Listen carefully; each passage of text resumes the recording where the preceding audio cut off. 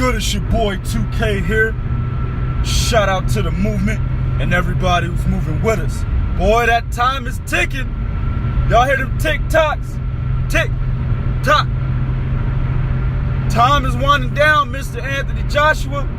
You got until midnight to accept that offer that you came out into the media prior 2 weeks ago saying that you would take it the next day.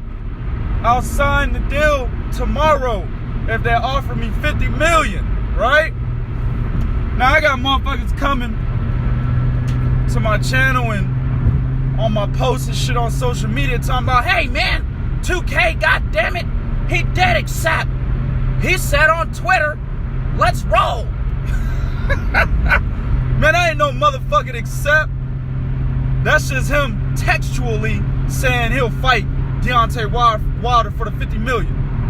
A real accept, an official accept, is this nigga sits at the table with Eddie Hurd, Shelly Finkel, Deontay Wilder, Al Heyman probably there too, and he signs the motherfucking contract.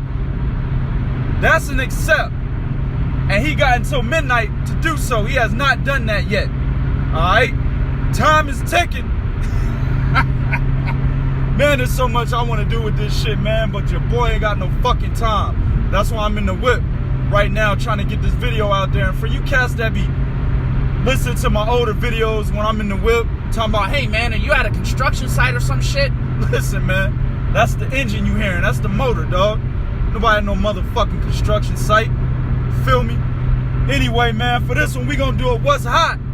And what's hot right now, other than Deontay Wilder and Anthony Joshua, might as well break some other news while we stay and wait to see if this motherfucker gonna take that deal. Vasyl Lomachenko has come out and expressed that he wouldn't mind fighting Manny Pacquiao later on this year, right? Now, of course, he's got a May 12th or May 19th fight against Jorge Linares. He'll be moving up to 135 to challenge for that title that Jorge Linares has, and for lineage. Jorge Linares is the lineal champion at 135, right? Of course, Vasyl Lomachenko is the current WBO champion at 130 pounds. Even though he has that fight coming up in a few weeks, he's expressed fighting or wanting to fight Manny Pacquiao later this year. But there's a catch to it, and I mean that literally. The catch weight he wants it at is 137 pounds. Now I got a problem with this fight, but I got an even bigger problem with the fucking catch weight, right? Let me just start off with the catch weight issue. Manny Pacquiao has not fought below the 147 pound limit since November of 2009 when he defeated Miguel Cotto. Furthermore, Manny Pacquiao has not fought or weighed in for a fight below 140 pounds since he defeated Ricky Hatton in May of 2009, right? When he weighed in for the Ricky Hatton fight, he weighed 138 pounds. That's 1 pound over the catch weight in which Vasyl Lomachenko wants to fight Manny Pacquiao at later this year. Now, that's 9 years, damn it. Or damn near 9 years. You know what I'm saying? Shit, for the Manny Pacquiao situation, we're a month away from it being 9 years. You feel me? Not even a month, a couple weeks. So you're talking about, I believe Manny Pacquiao is 38 years old. So you're saying you want Manny Pacquiao to be able to move down to a weight that he hasn't been at since the nigga was in his late 20s. Get the fuck out of here. Are you kidding me? Furthermore, the reason why I don't like this fight is because all it is a way to boost Lomachenko's popularity, right? To boxing enthusiasts, you know, motherfuckers that know the sport, we understand that this bout does nothing for Lomachenko from our perspective, right? But from the perspective of casuals, it does a whole lot because Manny Pacquiao has a name.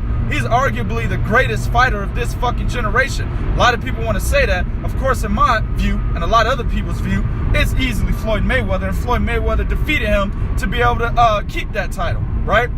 But a lot of people still, you know, Manny Pacquiao fans and shit that still like to cling on to hope, even though the nigga lost Jeff Horn and shit a C-level fighter, they still like to cling on to hope, and they still continue to say he's the greatest fighter of this generation. So those particular casuals right there, they're going to be up in arms. And the issue here is there's more casuals than there are boxing enthusiasts. So with that said, Lomachenko's popularity will effectively increase just because he defeated a named legend. You see what I'm saying?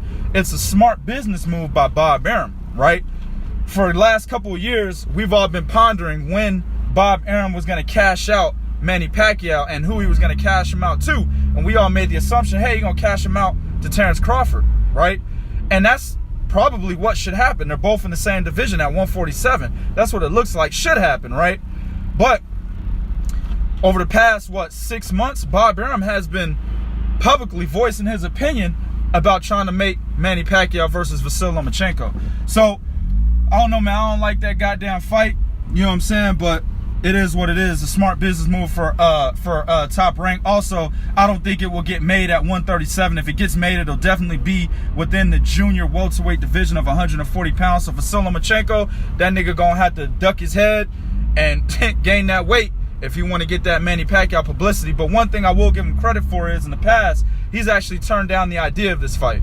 So we'll see what happens, man. Let's move on to the next one.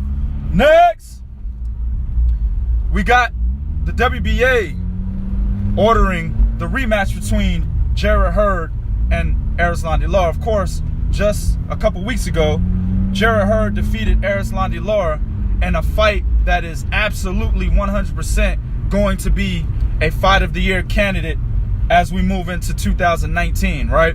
It may not win fight of the year, but it's definitely a motherfucking candidate. Because at this point in time, 4 months into 2018, that is the best fight we've had this year. The most exciting, in my opinion, on national television, right? So, I definitely don't mind seeing this fight. But, of course, you got Jermell Charlo, who is the other champion besides Saddam Ali at 154 pounds. And a lot of people are like, well, we want to see the Jermell Charlo fight. I agree with that, you know. Having another unification bout to me will trump any other bout that's not going to be a unification. But we can't just shit on the fact that this fight was an excellent fight the first time around, and a fucking rematch can be just as equally great. You know what I'm saying? But if we can get the Jermell Charlo fight, then let's do that. You know what I'm saying? Now, of course, Jermell Charlo will be fighting in June or July, I believe. I think it's June. He's going to be fighting an opponent in June. I'm not looking at it right now, so I can't remember. Last time I checked, I think it was that big TBA motherfucker. Y'all know who he is, right? But the undefeated cat. Everybody ducks TBA. Everybody wants to fight TBA, and then a couple weeks later, them motherfuckers will have a different opponent. You know what I'm saying? That's who Jermell Charlo's fighting, that nigga. So, but that's supposed to be in June. So after that fight, this kind of gives time for Jarrett Hurd to have a rematch with Erislandy Lara, possibly like in August or something like that. So we'll see what happens, man. We could possibly have a unification bout if Jarrett Hurd defeats Erislandy Lara in August. If they were to have it then, we could have it in December. You know what I'm saying? Jermell is in shape year-round, and Jarrett Hurd says that he's in shape year-round as well. So you got two fighters that'll definitely be ready by the end of the year if they fought in June and August respectively. So let's see what happens, man. I definitely don't mind seeing that motherfucking fight. All right? I'm going to keep it short because I'm in the whip. YouTube, do what you do in the comment section. Be real. Let me know what you think about these topics.